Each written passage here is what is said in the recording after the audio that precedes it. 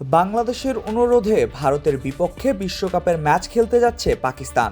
এমনটাই হওয়ার সম্ভাবনাই এখন প্রবল। দ্রুতই আসছে সিদ্ধান্ত।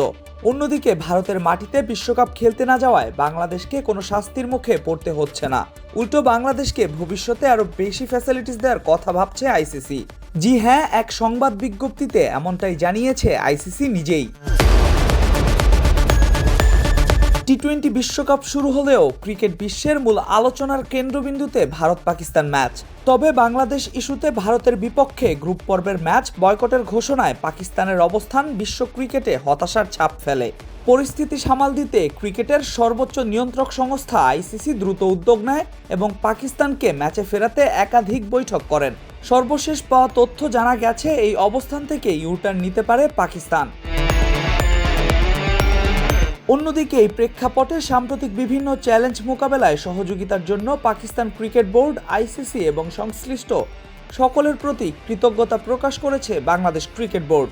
এক সংবাদ বিজ্ঞপ্তিতে বিসিবি জানায়, চলমান পরিস্থিতিতে পিসিবির ইতিবাচক ভূমিকা প্রশংসনীয়। বিশেষভাবে পিসিবি চেয়ারম্যান মহসিন নাকভি তার বোর্ড এবং পাকিস্তান ক্রিকেটের সমর্থকদের প্রতি গভীর কৃতজ্ঞতা প্রকাশ করে বিসিবি। বিজ্ঞপ্তিতে বলা হয়, পুরো প্রক্রিয়া জুড়ে পিসিবি অসাধারণ ক্রিয়াসুলভ মনোভাব ও ভ্রাতৃত্বের পরিচয় দিয়েছে। এ বিষয়ে বিসিবি সভাপতি মোহাম্মদ আমিনুল ইসলাম বুলবুল বলেন, এই কঠিন সময়ে বাংলাদেশকে সমর্থন জানাতে পাকিস্তানের বাড়তি উদ্যোগে আমরা আপ্লুত। ভবিষ্যতে এই ভ্রাতৃত্বপূর্ণ সম্পর্ক আরও দৃঢ় হবে বলে আমরা আশাবাদী।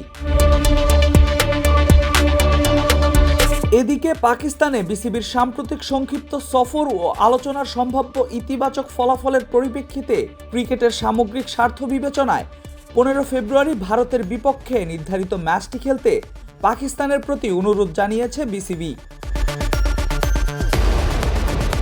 অন্যদিকে টি-20 বিশ্বকাপ 2026-এ বাংলাদেশের অনুপস্থিতি নিয়ে আইসিসি, পিসিবি ও বিসিবির মধ্যে গঠনমূলক ও সৌহার্দ্যপূর্ণ আলোচনা অনুষ্ঠিত হয়েছে।